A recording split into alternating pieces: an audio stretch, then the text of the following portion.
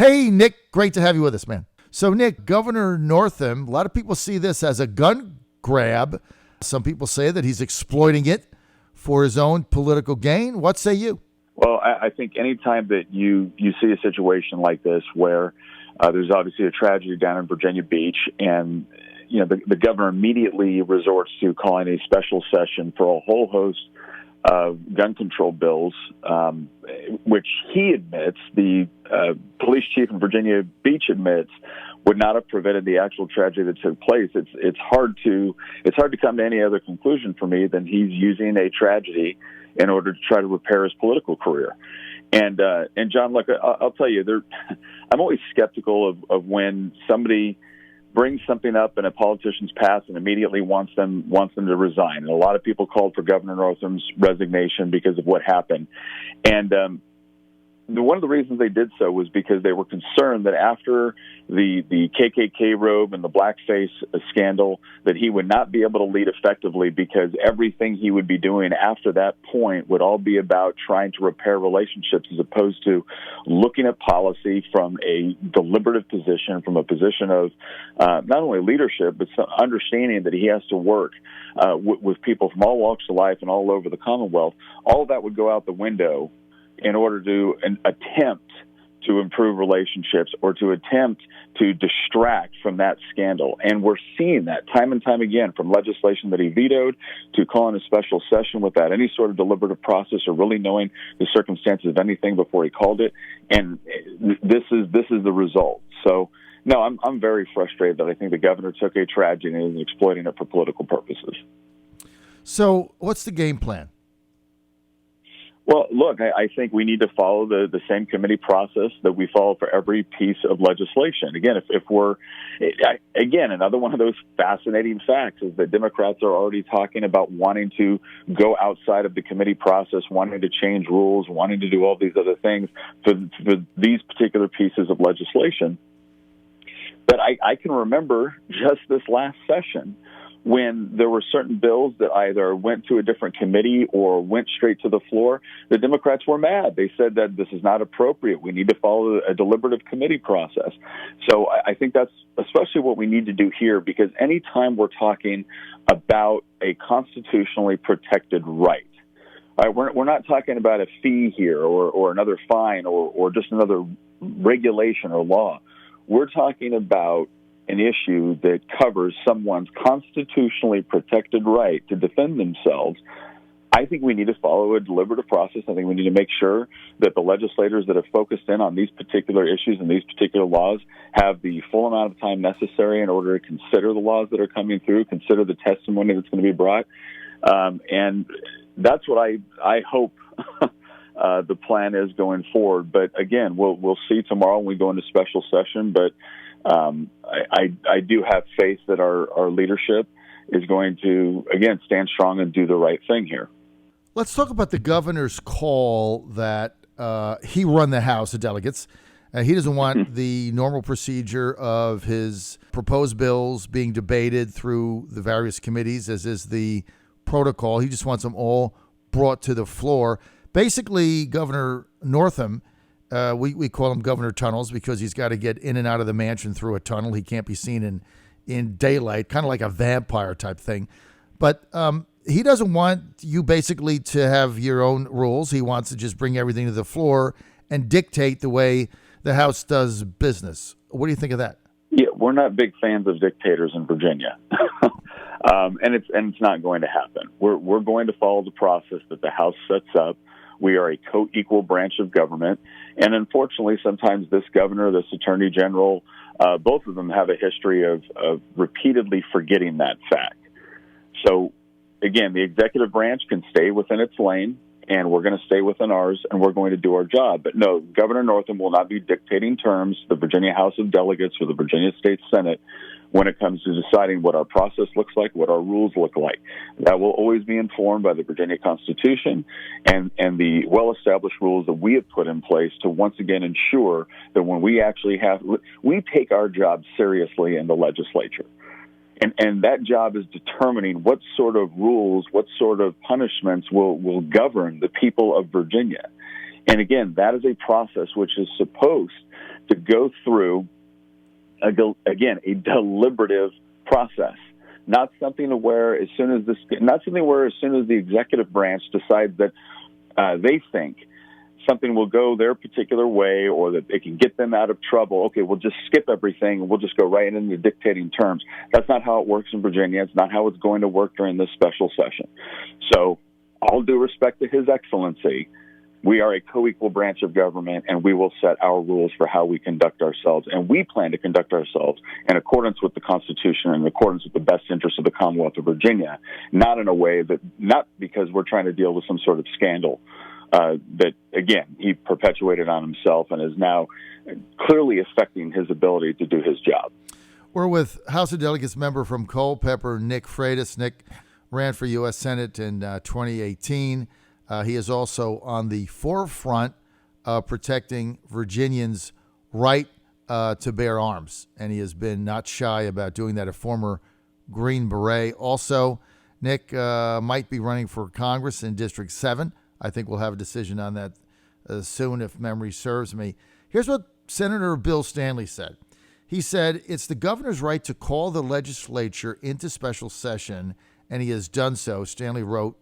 But he also says, but to me, it seems that Governor Northam's calling of this special session is more about politics than having an earnest discussion about what should be good public policy decisions to prevent these senseless shootings from happening, like the one that just occurred in Virginia Beach. He went on to say, Stanley did, the governor's proposals are the same bills that the General Assembly heard, debated, and ultimately defeated just 6 months ago in 2019. So Stanley says, I tend to believe that the governor's proposals will meet the same fate in this special session. But having said that, you are in favor of debating these various ideas, right? Absolutely. Whenever a bill is submitted, and I've waited to make any sort of public comment until I was sure which bills were going to be submitted as part of the governor's package. I sit on the subcommittee that hears all of the gun legislation as part of the Militia, Police, and Public Safety full committee. And again, we'll do the same. I will look at these bills. I recognize many of them. I'll tell you the frustrating part, John, is that there's certain bills in here that the governor is touting that I know that many of my colleagues on the left are touting as suicide prevention bills or as gun safety bills or as common sense gun legislation. And then when you read, and again, a lot of people in the media actually just repeat these talking points as if they're actual facts about what the bill accomplishes. And then you dig in and you start to look at what it is, and you see a bunch of bills that would turn thousands of law-abiding Virginia citizens into criminals overnight. It would turn them into felons. You see others where it gives an enormous amount of power to the government in order to violate not only your Second Amendment rights, but your Fourth Amendment rights. And it does all of this, and unfortunately, we've got members of the press, John, you being an obvious exception, but we've got members of the press that just gloss over this because whenever they're talking about the Second Amendment, they don't seem to care about the concentration of government power. They don't seem to care about basic violations of civil liberties, and that's the most unfortunate component of this. It's not just that a tragedy happened and that the governor, I think, is exploiting the tragedy for political purposes. It's that the so-called solutions that some of these bills represent have already been rejected by the General Assembly, not just because they're ineffective, but because they are blatant violations of numerous constitutional rights. I mean, I want you to imagine a scenario, John. I want you to imagine any other constitutional right where we come in and we say that if a magistrate and a judge decide you're a threat, they can confiscate your property, and they can do so without any due process of law. You don't get a court date, you don't get a hearing, you don't get to face your accuser, you don't get to do any of those things before the government has the authority to come in and violate your Second Amendment and your Fourth Amendment rights. Now, if we were talking about the First Amendment here, I would hope that my colleagues on the left would be absolutely shocked that we would allow such a sweeping power grab by any sort of government institution. But again, because it's the Second Amendment, they don't seem to mind. And so I think when we look at all of these various policies, one of the things that I would ask citizens to do, because I know I'm going to do it when I look at each one and when I hear testimony, and I'm going to hear them all out. But what I want them to do is don't judge a piece of policy based off of the stated intentions of the legislator. You have to base it based off of what it will actually do. The incentive structure it creates, you have to base it based off of what will actually happen. What does that law say will happen if it passes? Not what the legislator wants you to believe will happen, what will actually happen. And I think when people look at that, they're going to see that there's actually some legislation down there that is again, not just huge violations of their Second Amendment rights, but of their Fourth Amendment rights, and also using a tragedy to turn, tens of thousands of Virginians into felons overnight. Not because they did anything wrong, not because they violated a law, not because they're violent, not because of any of that, but just because the left wants to try to use this tragedy in order to push its political agenda on the Second Amendment. When you say that, look at what the bill's going to do, not the patron says it's going to do. Can you give us an example, like of one bill that might be coming up or that you've looked at that would fit that, so that people can put it into the proper context, Nick Freitas? Well, I think probably the most popular one that the left is pushing right now are red flag laws. And again, the stated intention of red flag laws is to say that when you've identified someone, that the way they talk about it is it's a suicide prevention bill, because once you've decided that someone is a potential threat to themselves or someone else, the government is now permitted to come in and take their firearms. Now, again, if you hear it described as just that seems somewhat reasonable. Then you find out what's the mechanism for them to actually determine whether or not you're a threat to yourself or someone else. And all it takes is someone lodging a complaint against you and a magistrate and a judge saying, okay, yeah, we agree. That's really it. You're not convicted of anything. You're not arrested. You're not, they don't need to have prior evidence that you were somehow guilty or responsible for violence acts or that you've used your firearms inappropriately. You don't need any of that. If a magistrate and a judge have decided that you're a threat, the law enforcement can come and take your firearms. And I want people to imagine for a second all the different ways that could potentially be abused. Again, the analogy I like to use is we have plenty of cases, and not only throughout history, but recently, where the press has deliberately manipulated information or put out information that was false or that was tailored in a certain way in order to engender a reaction. And then that reaction leads to violence, it leads to bullying, it leads to all kinds of negative societal activities. Would we ever be comfortable with a government that was then powerful enough at some point where a magistrate and a judge could unilaterally decide that now I'm going to go in and I'm going to take away someone's First Amendment rights because we've decided that they're a threat? We haven't proved it in court. We haven't given them their day in court. We haven't given them a jury of their peers. We haven't allowed them to face their accuser.